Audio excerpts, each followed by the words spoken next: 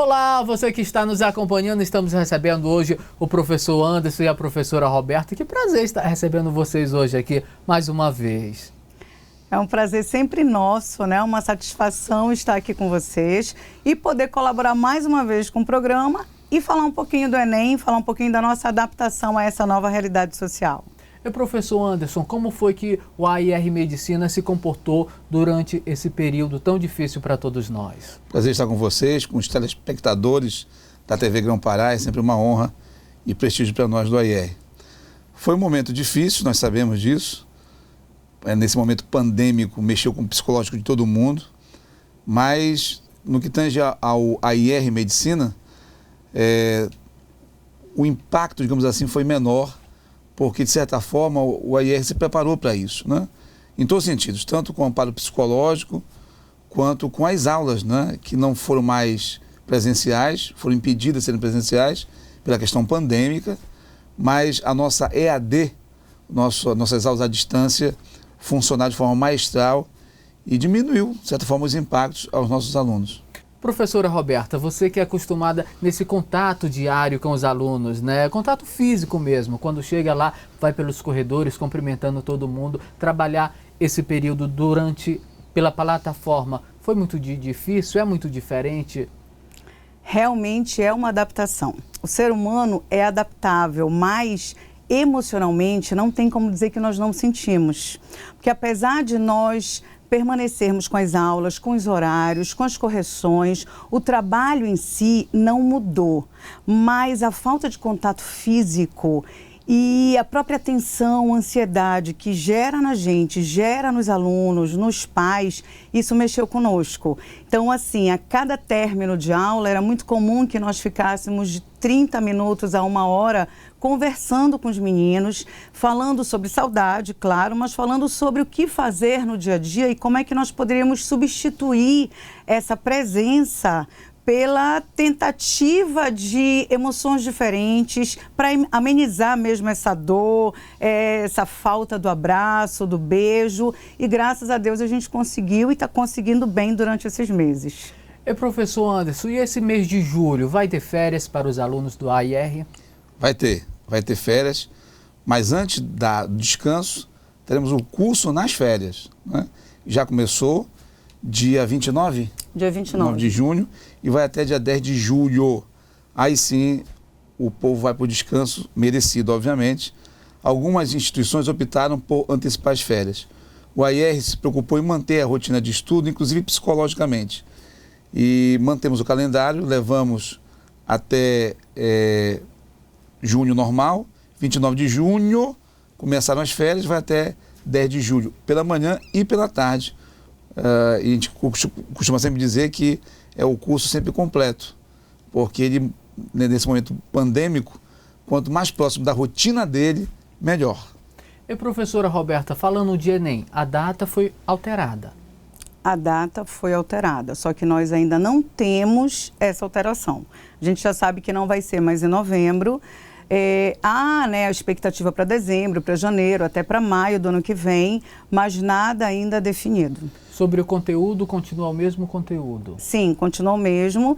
E assim, o bacana que nós consideramos, tanto para o curso de redação quanto para o AIR, é o fato de nós termos conseguido vencer o cronograma para o primeiro semestre e já estarmos com toda a programação para o segundo. Então, independentemente do mês que vier, os nossos alunos com certeza estão preparados, tanto do curso de redação quanto do AIR Medicina. E professor Anderson, e a respeito desse retorno, a partir de agosto, vai ser o quê? Já vai ser as revisões, preparando para a prova do Enem no final do ano? O nosso cronograma de término de conteúdo programático está mantida, independentemente de quando será o retorno. Aí nossa expectativa é que possamos voltar em agosto. Porém, isso depende lá do Congresso, né? O Senado sinalizou que pretende voltar só em setembro. A discussão ainda vai passar por uma batida de martelo entre o Executivo, o MEC no caso, e o Congresso Nacional. Mas aconteça o que acontecer, tanto a redação quanto a IR vai manter o seu cronograma. Ótimo se for presencial. É claro que a gente quer matar a saudade dos alunos, eles também precisam disso, mas se for adiado ainda o retorno das aulas, tenho certeza absoluta que tanto na redação quanto no AIR Medicina, nós vamos conseguir cumprir o nosso conteúdo programático. Agora também é bom que se diga que até para matar essa saudade, nós continuamos com o nosso planejamento das salas para poucos alunos, a nossa estrutura para poucos alunos, então nós não temos dificuldade nesse retorno.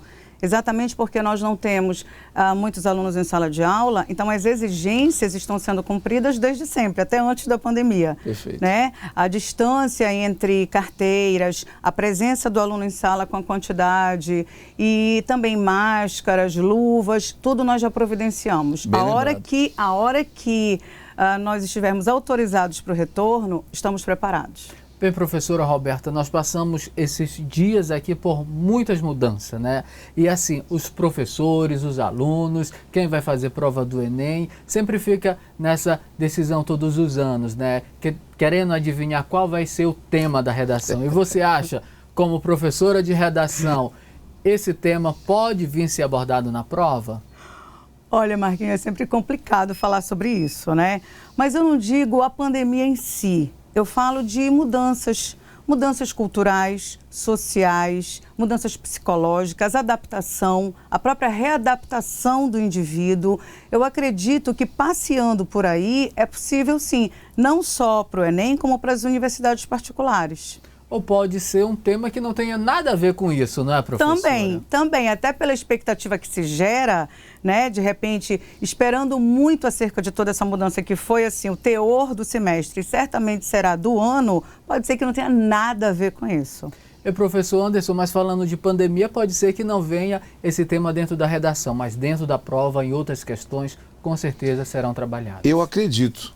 Na parte das ciências humanas, por exemplo, eu sinceramente acredito que pode vir temas, tanto em nível nacional, porque nós tivemos outros momentos pandêmicos, alguns episódios no Brasil, como a revolta da vacina, por exemplo. Fazer comparações, né? Porque existem tópicos no Enem, dentro da matriz das competências e das habilidades, que remetem à comparação entre presente e passado. Nós tivemos a gripe espanhola no início do século XX, e se for recorrer lá atrás, porque a gente não tem relógio para explicar isso aqui, mas a gente pode voltar para fazer um bate-papo sobre isso, a peste negra lá na Idade Média, no século XIV, que dizimou um terço da população. Então isso pode realmente ser um tema que eu particularmente acredito dentro das ciências humanas e suas tecnologias no Exame Nacional do Ensino Médio, aconteça ele a data que for. Anderson, muito obrigado, professora Roberta, pelo carinho de vocês. Eu sei que a agenda de vocês é muito corrida, mas sempre estão aqui com a gente. Professora Roberta, deixa uma dica para as pessoas que estão em casa nesse momento, nos acompanhando através da televisão, que estão se preparando para enfrentar o tão temido vestibular no final do ano. Olha só, eu acho que no momento falar sobre produtividade é sempre bem-vindo.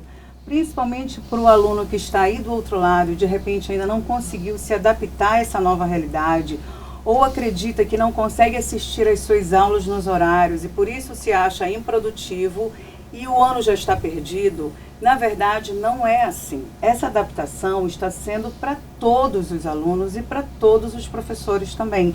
Então é natural que exista aquele dia em que ele está desanimado, que ele não consegue acompanhar, há uma preocupação, porque assim, é muito do indivíduo, é muito do aluno se medir pelo outro. E como eles não estão na sala, como ele não consegue ver a realidade do colega, gera uma ansiedade maior. Mais ou menos assim, parece que é só ele que não consegue fazer, só ele que não consegue assistir. E isso emocionalmente, psicologicamente prejudica demais. E aí, claro, aquela batalha constante na mente, da incapacidade, da falta de noção das coisas, né? Então isso acaba freando um pouco esse aluno e até as suas habilidades de fazer a coisa acontecer.